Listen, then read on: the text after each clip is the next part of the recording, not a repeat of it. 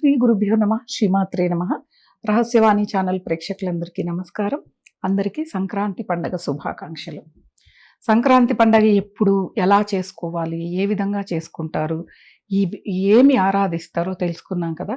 కానీ ఏ దేవతని ఆరాధించాలి సంక్రాంతికి అనేది మనకి ఎవ్వరికీ కూడా పెద్దగా తెలియదు. అడుగుతూ ఉంటారు, అమ్మ ఏ రోజు ఏ దేవతని ఆరాధించాలి అని. ఒక్కొక్క ప్రాంతంలో ఒక్కొక్క సాంప్రదాయం ఉంటుంది. మాది రాయలసీమ. రాయలసీమ వైపు భోగి రోజున పిల్లలకి భోగి పళ్ళు పోస్తారు. సాయంకాలం ఉదయం పూట గ్రామదేవత ఆరాధన తప్పనిసరిగా ఉంటుంది. గ్రామదేవతలు పోలేరమ్మ, అంకాళ్ళమ్మ, ముత్యాలమ్మ, పోచమ్మ అలా ఉంటారు కదా, ఎల్లమ్మ, ఇలా గ్రామదేవతల్ని ఆరాధించేది. అంటే కొత్తగా ధాన్యం వస్తుంది కదా, ఆ ధాన్యముతో మనం పాయసం కానీ పులగం కానీ ఏవైనా చేయని అవి తీసుకొని అమ్మవారికి, అంటే మన పంటలన్నీ రక్షించేది గ్రామదేవతే కదా, మరి ఆ పంట వచ్చాక ఆ కొత్త పంటతో చేసిన ఆహార పదార్థాలని అమ్మవారికి నివేదన చేసి చీర సారే తీసుకొని వెళ్ళి సాంబ్రాణి వేసి అమ్మవారికి, మమ్మల్ని మా బిడ్డల్ని కాపాడు తల్లి అంటే అమ్మవారి యొక్క సంరక్షణలోనే ఆ గ్రామం మొత్తం ఉంటుందన్నమాట. అలా అమ్మవారికి కృతజ్ఞతగా ఆరాధిస్తారు. అలాగే నూతన వస్త్రాలు భోగి రోజునే ధరిస్తారు. ఇంకా పిండి వంటలు, ఆహార పదార్థాలు ఎవరి సాంప్రదాయం ప్రకారం వాళ్ళు ఆచరిస్తారు. అలాగే భోగి రోజు కొంతమంది, చాలామంది బొమ్మల కొలువుని కూడా ఏర్పాటు చేస్తారు. చాలా దసరా, దీపావళి, సంక్రాంతికి కూడా బొమ్మల కొలువు ఉంటుంది. కొంతమంది ఇళ్లలో బొమ్మల కొలువు పెట్టి పిల్లలకి భోగి పళ్ళు పోస్తారు. పిల్లలకి ఎటువంటి నరదృష్టి లేకుండా వాళ్ళు ఆరోగ్యాలతో పెరిగి పెద్దవ్వాలి అని చెప్పని పెద్దవాళ్ళు ఆ నరదృష్టి తీసేయడం కోసం రేగిపళ్ళు, అలాగే ఒక చిల్లర కాసులు, ఏవైనా నాణ్యాలు ఉంటాయి కదా, నాణ్యాలు అవి లైట్ వెయిట్ ఇవి పెట్టండి. పిల్లల తల మీద పడితే ఒక్కొక్కసారి అవి బాధను కలిగిస్తాయి. నువ్వులు, అలాగే పువ్వులు, ఇవన్నీ కలిపి పిల్లలకి దిష్టి తీసి వాళ్ళ మీద పోస్తారనమాట. అంటే ఆ నరదృష్టి తొలగిపోయి బాలారిష్టాలు తొలగింప చేసుకొని పిల్లలు పెరిగి పెద్దవాళ్ళు అవుతారనమాట. ఈ విధంగా భోగి పళ్ళని పోస్తారు.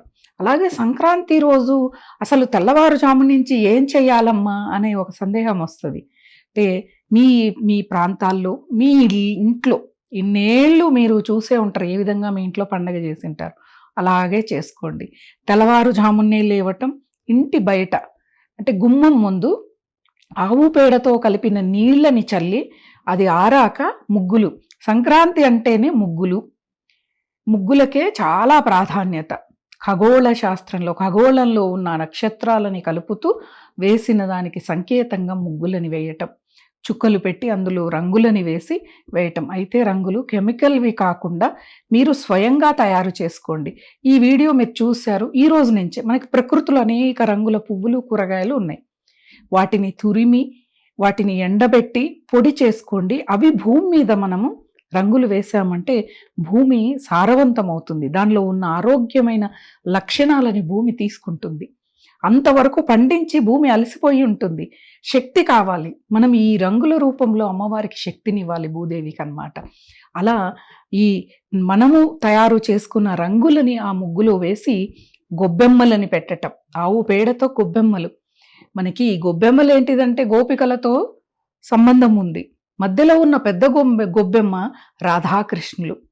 దీనికి సంకేతంగా ఈ గొబ్బెమ్మల్ని పెట్టి వివాహం కాని అమ్మాయిలు, అంటే ఇంకా సంబంధాలు చూస్తారు అనుకున్న అమ్మాయిలు ఈ గొబ్బెమ్మల చుట్టూ కూడా తిరుగుతూ పాటలు పాడితే గొప్ప భర్త, అంటే చాలా మంచివాడు, తనని బాగా చూసుకునేవాడు భర్తగా వస్తాడు అని చెప్పి మనందరికీ తెలిసిన విషయమే. అలా గొబ్బెమ్మల్ని ఆడటం, గుమ్మాల్ని పూజించుకోవటం, గుమ్మాలకి తోరణాలు కట్టటం, బంతి పువ్వులని వేలాడతీయటం, అలాగే వరి కంకులని వేలాడతీస్తారు. ఎందుకంటే పిట్టలకి ఆహారంగా. పిట్టలు ఎక్కడంటే అక్కడ వెళ్ళి ఆహారాన్ని తీసుకోలేవు.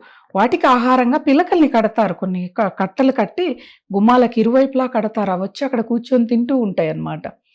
ఇవన్నీ జరిగితేనే పండగ వాతావరణం మనకు కనిపిస్తుంది. లేకపోతే మనం సిటీల్లో పండగ చేసుకుంటే పండగలాగా కనిపించదు. పల్లెటూళ్ళకి వెళితే ఈ పండగలో ఉన్న ఆనందాన్ని మనం అందరము కూడా ఆస్వాదిస్తామన్నమాట.